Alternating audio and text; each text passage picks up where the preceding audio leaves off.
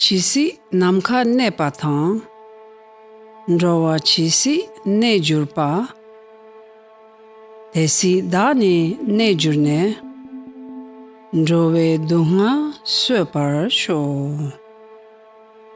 For as long as space endures, and for as long as living beings remain, until then, may I too abide to dispel the misery of the world.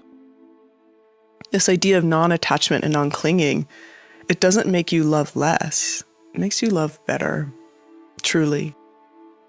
Grasping is quite different than what a lot of us probably mean, or at least want to mean, with words like love, or even words like pleasure, right? Grasping is an extra edge. It's this kind of addictive craving that's fiery and sharp and sucks us into a kind of vortex of more and more and more.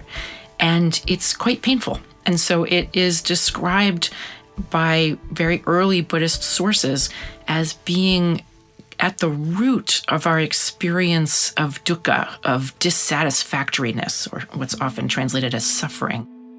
That's probably the greatest work I have to do, is that I am attached to my loved ones. And that, again, the Buddha says, this will be the number one suffering. Sickness, old age, death, birth. I tell my partner and my family often, I say, look, we're not monks. And even monks struggle. We're not there yet. Maybe in a couple lifetimes I'll get there, but I don't imagine that I will be able to successfully detach from the people I love, and I'm okay with that. Welcome to Season 4 of AWAKEN, a podcast from the Rubin Museum of Himalayan Art about the dynamic path to enlightenment and what it means to wake up. I'm Isabella Rossellini, an actress, a filmmaker, and your host for this season of AWAKEN, where we're exploring a fundamental concept in Buddhist thinking and philosophy: attachment. Himalayan art has long been a pathway to insights and awakening. And in this season, we will look at objects from the Rubin's collection as a way to better understand attachment and its counterpoint, non-attachment, which translate into openness, or seeing things as they truly are. With stories and wisdom from artists, writers, poets, Buddhist teachers, psychologists, scholars, and others, we will explore the meaning of attachment and how it shows up in different parts of our lives. In this episode, love. The concept of non-attachment seems particularly confounding in the context of love. How can I not be attached to the people I hold closest to my heart? But it's not about loving or not loving. It's about how we love. Contemplative social scientist Eve Ekman.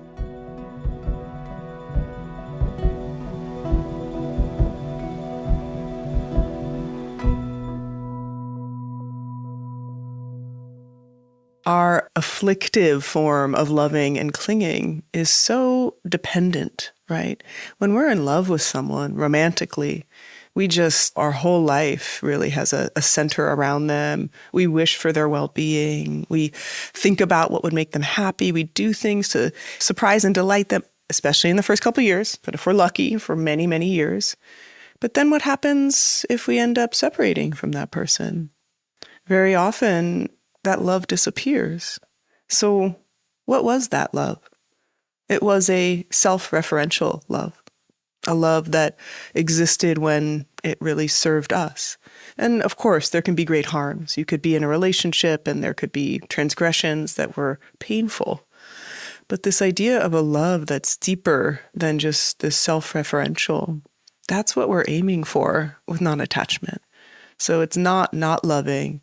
It's loving, again, without hope of fruition, loving without this clear expectation, like fully in your heart, but you have no idea how it will turn out. You just love all the way, and whatever happens after is not your problem, not your business. Like, you just fully love.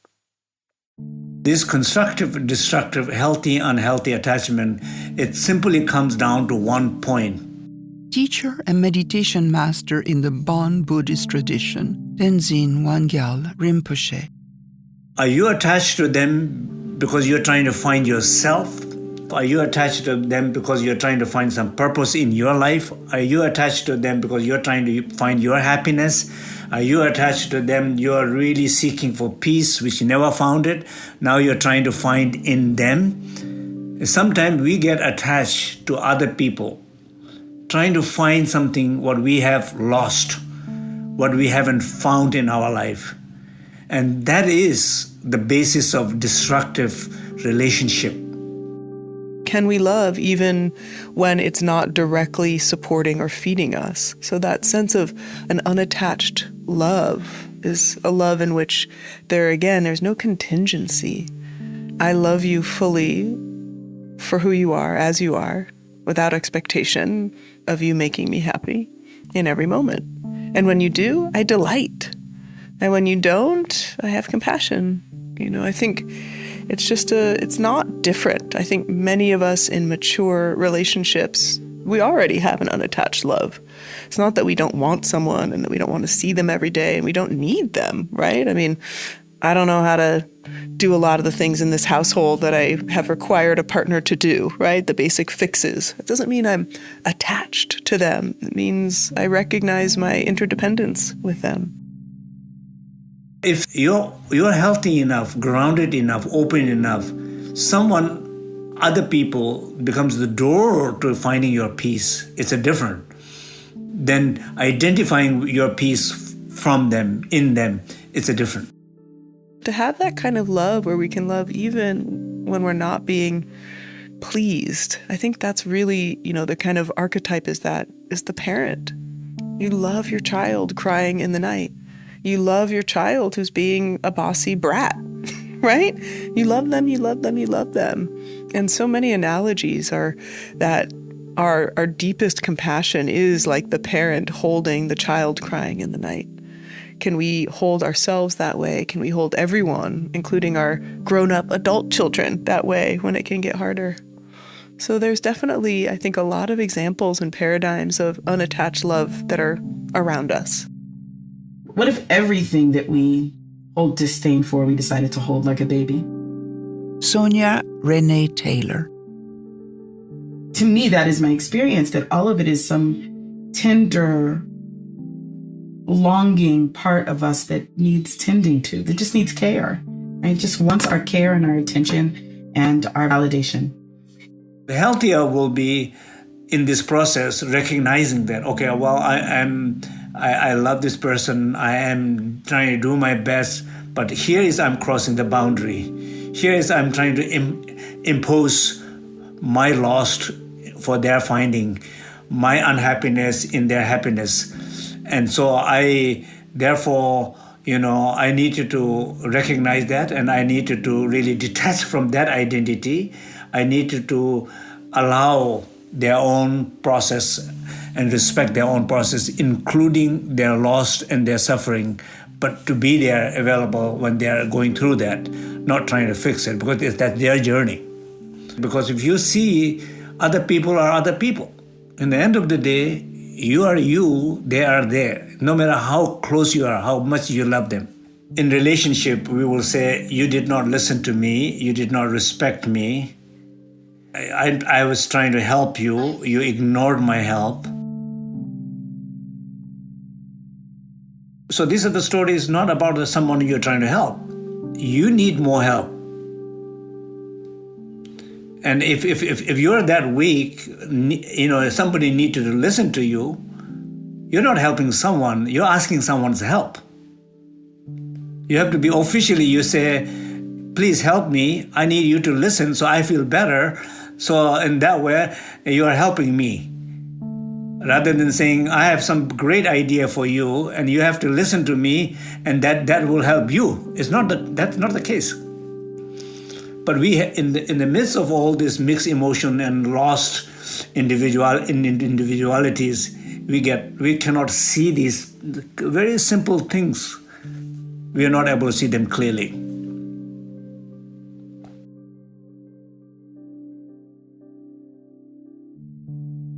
inside of myself, I understand the Sonya that would cling and grasp and try to control so vehemently every aspect of life. And all of this world that got built from that small, simple, totally appropriate need. Massive world that got built. All kinds of constructions and illusions. And now I need to not ever need anybody. And now I've got to perform perfection. I was like, oh, we made a whole, Sims game full of possibilities based off of this tiny human, very true, authentic desire, which was to be physically comforted in a moment. And then when I dropped beneath that, there was source and love and me, and they were inextricably linked. I could not pull them apart. They were one entity. It was one entity. And that was what was underneath that little tiny human need. And I so clearly see that small human need that's at the core of that. And I love her for needing that. And I have such tenderness toward her for having not been able to have that need met in that moment. And I have such willingness today to be like, can I give that to you?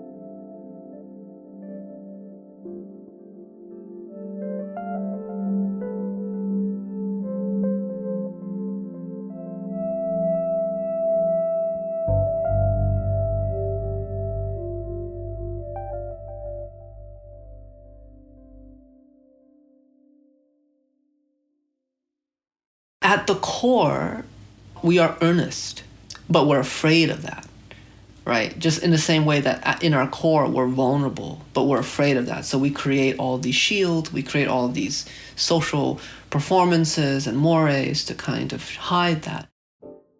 Writer, professor, and photographer Ocean Vuong, whose novel, On Earth We're Briefly Gorgeous, won the American Book Award and chronicles his early childhood, particularly the relationship between him and his mother, a refugee from Vietnam.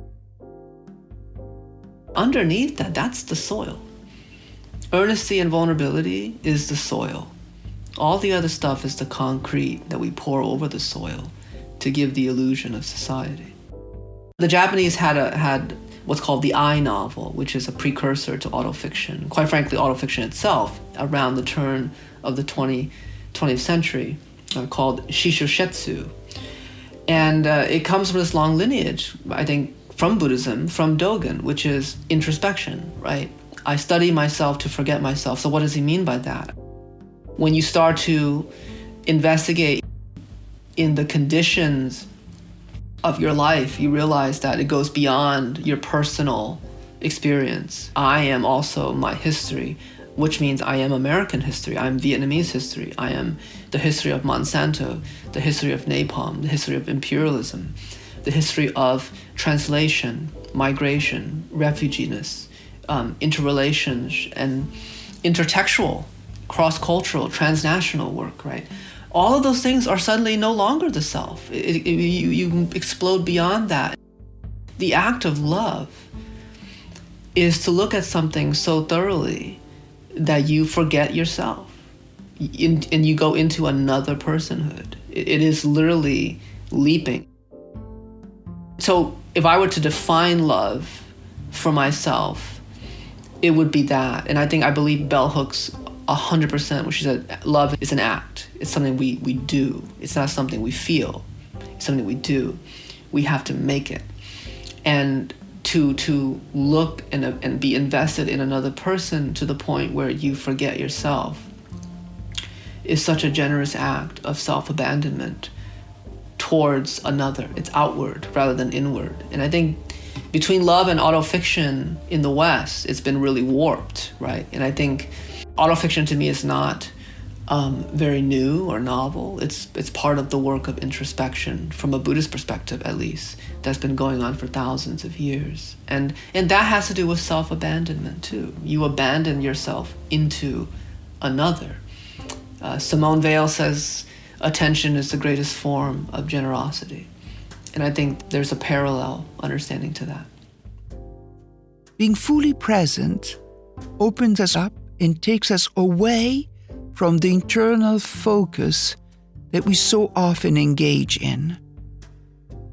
By paying close attention, we release our expectation about what something should be. Artist and author of How to Do Nothing, Jenny Odell, collaborated with another artist to record the sounds of one of her favorite spots in the world, the Rose Garden in Oakland, California. I'm just trying to faithfully record sounds that are there, but then that kind of obviously affects the way that you're listening to them. This is no longer something that's happening in the background while I look at certain things or while I read. This has my full attention. I'm totally oriented towards these sounds. And I think there's something really beautiful that happens where it's not only that you're no longer attached to the ways that you maybe were listening or things that you wanted to hear, but in my experience anyway, I always come to really love what is there. One time I was recording and this person walked by with this really crinkly paper bag, and I saw them approaching and I was like, oh man, I really hope that this crinkly paper bag person walks past me. And they did. It's the best crinkly paper bag sound. But I don't think that if I were just sitting there, I might have even been annoyed. Or I just would have thought it was sort of nothing or not noticed it at all. And so, yeah, there's this kind of thing where it flips over into you're not just observing these things that you didn't notice, but you actually start to really love them and get fascinated with them.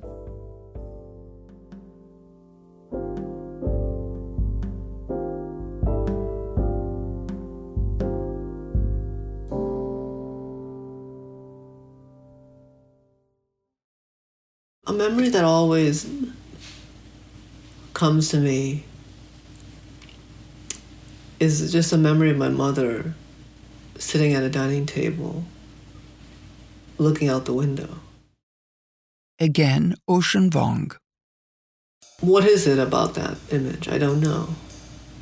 A woman looking out a window. And maybe Edward Hopper was onto something. It is an obsessive depiction of that scene. But I think to me it suddenly becomes both mundane, but also hypercharged with a kind of metaphor. Here, a single mother who's dreaming, whose opportunities were not available, or she chose not to pursue them, to raise two sons, who's experienced immense amount of grief, survived a war, was an orphan, and she arrives at a place of peace when she looks out the window. And it's, we live in the HUD housing. Some people call it the projects. There's not much to look at other than another building with a brick wall, maybe the light falling on the brick, some birds flitting through the highway median, telephone poles, the sky. And then to watch your mother not only just resting, because there's those scenes too. There's scenes where she's collapsed on the couch, exhausted, bereft, but resting in agency, resting in a moment of reprieve, contentment. To me, that I see that with love because that's what I've always wanted for her. And it has nothing to do with me. It has nothing to do with my understanding of her as a mother or a woman or a person, but it's fully her. I think at its best, we want the people we love to be fully themselves, and then to acknowledge that that is enough. In an interview, Ocean Vuong once said, "Love is self-abandonment into the portal of another personhood. The shedding of the self and the incessant focus on the self, as we heard in the previous episode, is at the heart of the Buddhist concept of non-attachment. For this episode, we are looking at a painting of Avalokiteshvara, whose name translates to Lord who looks down with compassion. Take a moment to look at the work at rubinmuseum.org/awaken. Scholar of Tibetan Buddhism, Annabella Pitkin explains.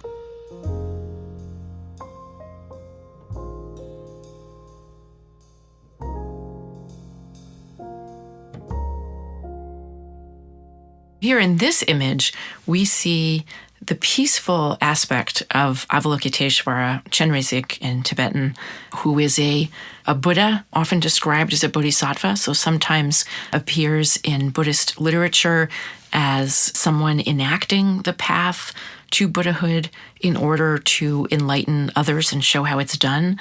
But then from another perspective is a fully enlightened cosmic Buddha figure.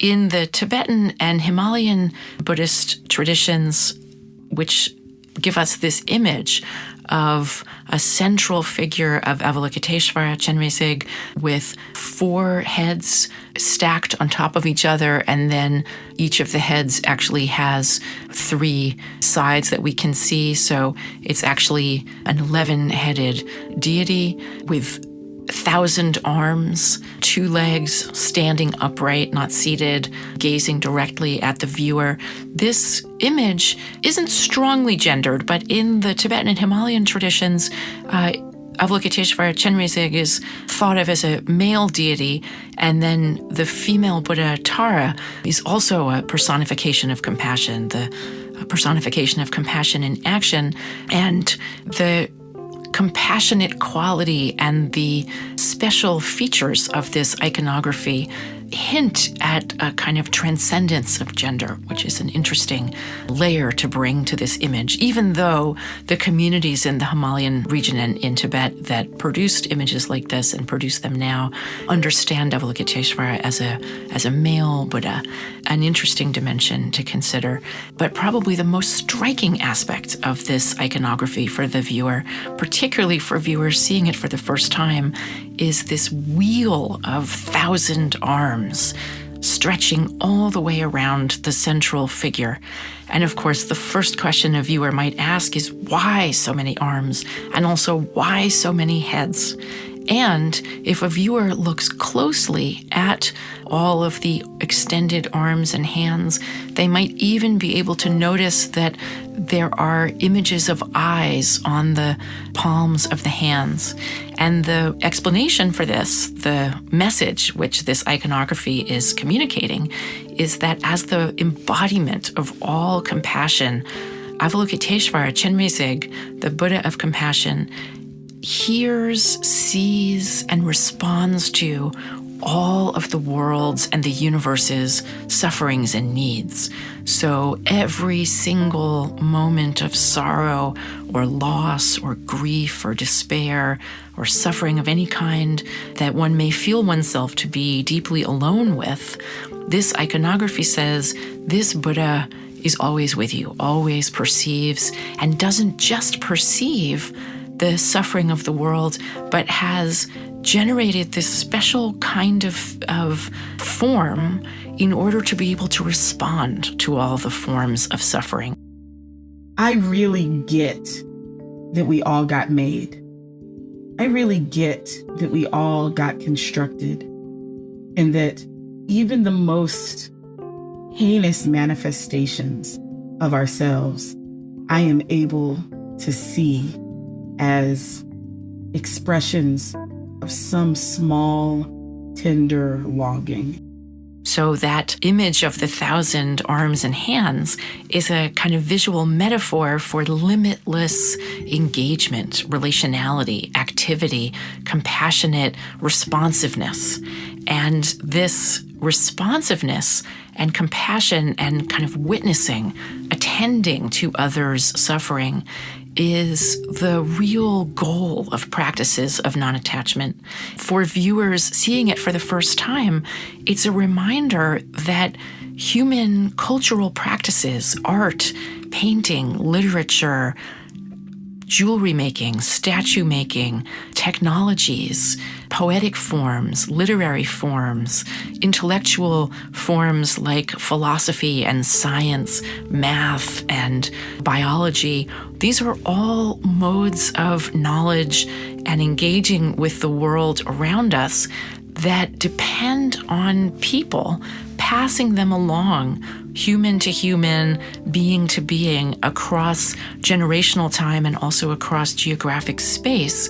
And all of that is visually encapsulated in this image because of the way that it is dense with figures, each one of whom symbolizes a link in that chain of knowledge and practice.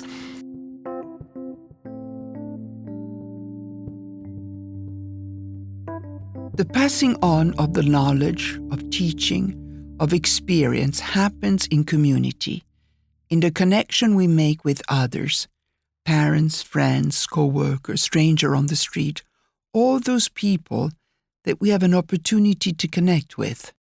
Psychologist Dr. Richie Davidson, founder and director of the Center for Healthy Minds, University of Wisconsin-Madison, and founder and chief visionary for Healthy Minds Innovations, Inc.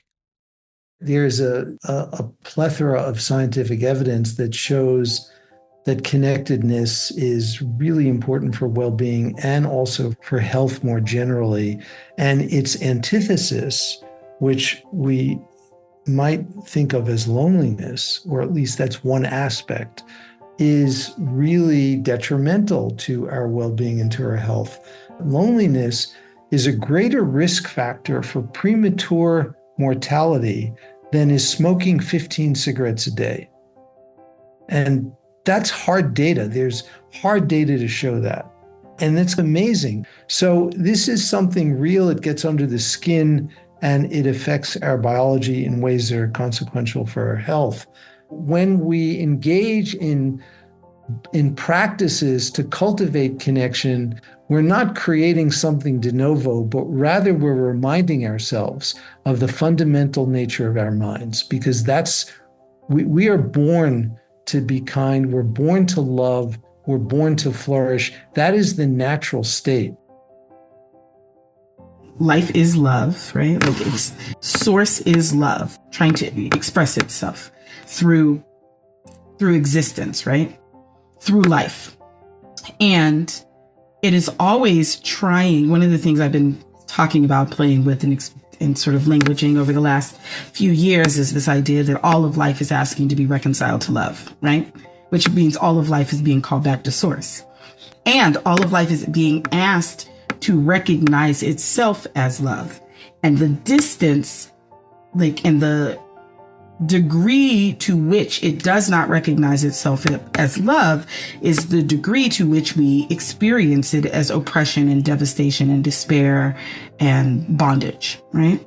And the freer a thing is, the closer it is to understanding itself as love. Love truly, love with presence, love deeply. And the more we can love without grasping and conditions, without expectation, without attachment to outcomes, the more we become open to giving and receiving love in all its forms.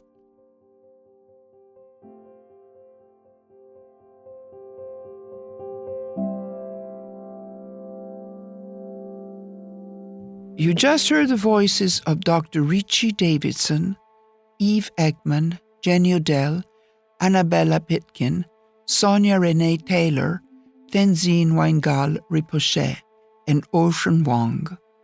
I'm Isabella Rossellini, your host. To see the artwork discussed in this episode, go to rubinmuseum.org/awaken. If you are enjoying the podcast, leave us a review wherever you listen to podcasts and tell your friends. For more stories and news from the Rubin, follow us on Instagram at Rubin Museum and sign up for our newsletter at rubinmuseum.org. Awaken Season 4 is an 8-part series from the Rubin. Awaken is produced by the Rubin Museum of Himalayan Art, with Tenzin Gelek, Jamie Lawyer, Kimon Keramidas, Gracie Marotta, Christina Watson, and Sarah Zabrodsky, in collaboration with Sound Made Public, including Tanya Ketenjan, Philip Wood, Alessandro Santoro, and Jeremiah Moore. Original music has been produced by Hannis Brown, with additional music from Blue Dot Sessions. Awaken Season 4 and Reimagine Himalayan Art Now are supported by Bob and Louis Bayless, Barbara Bowman, Daphne Hogg Cunningham and John Cunningham, Noah P. Dorsky, Marina Abramovich Institute, Mimi Gardner Gates, Fred Eichener, Jacques and Natasha Gilman Foundation, Jack Lampel, Dan Gimbel of NEPC LLC, Agnes Gant, New York Life, Matt and Ann Minetz, Namita and Arun Saraf, the Prospect Hill Foundation, Eileen Caulfield Schwab, Taipei Cultural Center in New York, and Uovo. This program is supported in part by public fund from the New York City Department of Cultural Affairs in partnership with the City Council. The Rubin Museum's programs are made possible by the New York State Council on the Arts with the support of the Office of Governor Kathy Hochul and the New York State Legislature. Reimagine Himalayan Art Now is supported in part by the National Endowment for the Arts. Thanks for listening.